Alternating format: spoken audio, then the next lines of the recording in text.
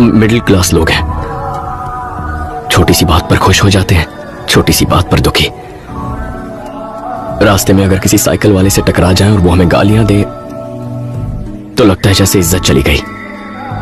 हम जवाब देना चाहते हैं पर दे नहीं पाते, क्योंकि हमारे पीछे परिवार होता है।